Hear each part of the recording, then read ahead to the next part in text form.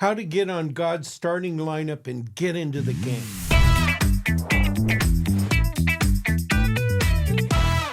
Hi, I'm Arnie Cole, your spiritual fitness researcher and coach.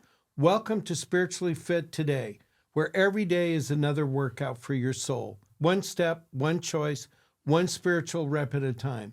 The best way to become a stronger Christ follower tomorrow is to get spiritually fit today, because what you do today really matters. Our memory verse every week, memorize. This one isn't so easy. Ephesians 4:11 through 12. So Christ himself gave the apostles, the prophets, the evangelists, the pastors, and teachers to equip his people for works of service so that the body of Christ may be built up. Notice it says to equip, not to do the work. Okay, so you've got the professional Christians, I like to call them, and then you've got us lay people. And we're going to talk about that today. My guest today is C.J. Cooper. Welcome to the show. Thanks so much, Arnie. Glad to be here. Thank you. I am super glad to have you. Tell us a little bit about yourself. Well, I am a mid-40s millennial. If I can start off with that, I don't know if that's appropriate, but we'll forgive you. Yeah, forgive it. We'll take it. Been in the kind of sports and fitness world for most of my life. I think that's where, honestly, God kind of pulled me out of maybe some worse decisions that I could have made. So sports and fitness and those types of things have been very consistent just in my world, really from the very, very beginning. And you even have your own gym, is that right? We do have a gym here, and we train kids and adults from 8 to 80. And if you're a little over 80, no, not guessing your age, Arnie. No. But if you're over 80, we'll take you too. That's okay. Oh, wow. Well, cool. You got a bunch of kids too, right? Yeah. We couldn't seem to figure out what caused it, but we got 5 now. 5. Now we figured it out. So 5 is going to be. We have an ending chapter now. And the youngest? 7 months. Dude, that says it all. And the oldest? 21. Everything in between. Well, you're our subject matter expert today about depending on trainers, coaches, and where you draw the line. I mean, our whole thing here is try to motivate people, Christ followers, to get off the couch and get into the game. And, you know, I could read a lot about bodybuilding, but it really doesn't make my muscles any stronger. Maybe my brain, is the brain a muscle? Well, technically not. Part of your central nervous system, but not necessarily a muscle. And reading about it doesn't do much. Anything. Right? Anything. Oh, doesn't do anything. Okay.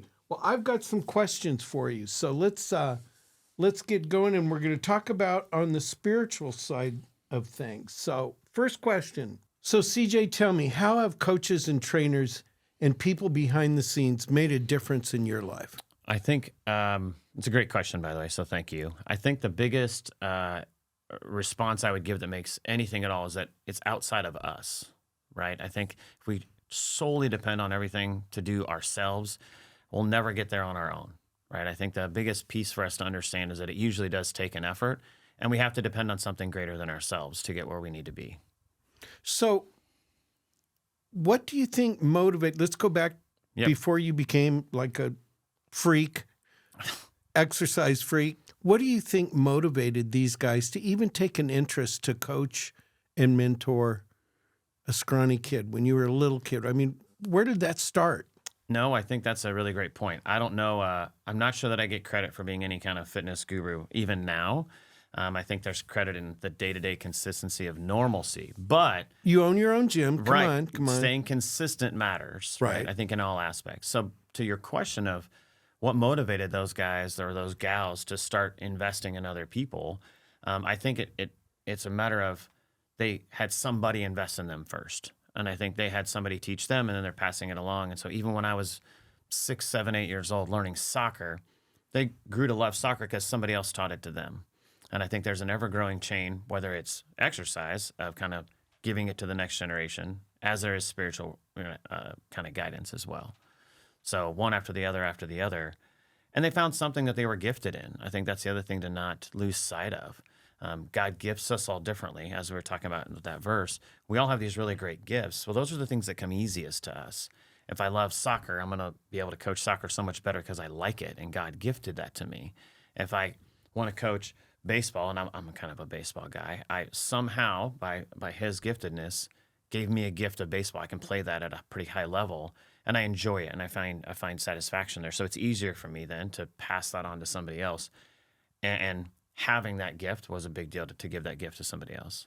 So how did the coaches encourage you and instill confidence in you that you could do it and not rely on them? I think it was taking the time to invest in me that made a difference to me. Sometimes folks don't feel, or kids don't feel like they're getting anything positive out of it if they're just disregarded, or if we don't invest back in them, right? Or do the work that it is to help them to understand they're gifted, or that they have something that maybe nobody else has, and to use that in a big way. Have you ever wondered what would have happened to you if you didn't have someone take the time? I have, and I'm pretty certain I know where that would have ended up. It wouldn't have been good. Wouldn't have been good. No, I was already very good at making bad choices at an early age. I was going on the expert path for that, and truthfully, it was a God thing that I even started playing youth sports. And I think that the investment of those coaches and telling me that I was doing something right, rather than finding the positive encouragement, finding something that had validity or an identity in a space that was more positive and a good place for those to be, rather than maybe the other places that weren't so good that I was finding a valid or any kind of identity that gave me a place. And really, sports was a better place for that. What we're seeing in our research, we call it a discipleship gap, is where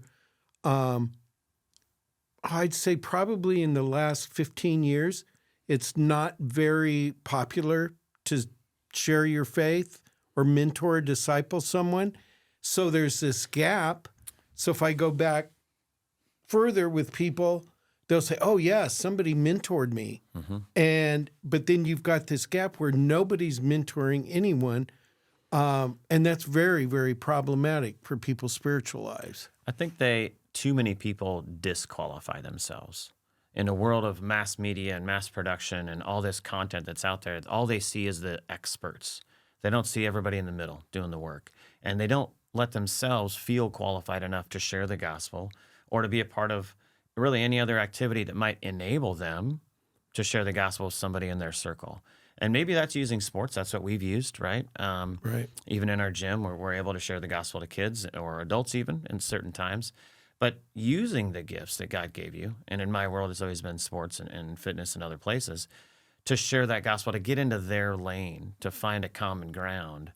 So many folks just instantly disqualify themselves instead of saying the common person has the capability of doing this. Cool.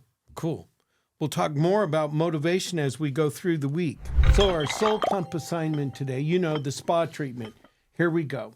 So we need to show personal gratitude each and every day to the Lord. So take a moment to thank God that He has equipped you with gifts and purpose. And remember, He's equipped you with gift and purpose, and you need to come up with the motivation. So think about a mentor that's helped you. Give them a call and just thank them and tell them what a wonderful influence they've had on your life, and just see what they'll say to you. And then next, I want you to reach out to someone who needs some guidance and maybe just give them a positive piece of encouragement today, how they should stay focused on Jesus. Say a simple prayer of thanks for the leaders and mentors God has placed in your life, and ask the Lord to bless them and to bless your life, and actually ask the Lord to motivate you to become a mentor in someone else's life, because what you do today really matters. Okay, we've got our quiz question, and CJ, I've got a joke for you. I'm not a joke teller, so they're trying this out. So we'll see if this works. We'll see. So you like baseball? Yes, sir. Okay. So I wonder if you know where in the Bible baseball is mentioned. I've read it a few times, and I can't say I know. It's in the big inning. That's pretty bad. Big inning. Big inning. That's a dad big joke. inning. Yeah, that's a bad joke. Maybe we won't do so many jokes in this. And here's our quiz question for today. We've been talking today about even as ordinary believers, we can have impact in someone's life. You have to start somewhere, just like CJ said. People took the time. So the question is, what was the name of the ordinary believer that God used to set the Apostle Paul on his path to becoming a missionary? I'll give you a hint. He lived in Damascus. Thank you, and let me know either in the comments below or send it to arnie.cole@bttb.org. So before you rush back into your day, pause for a moment. You just finished a spiritual rep and it mattered.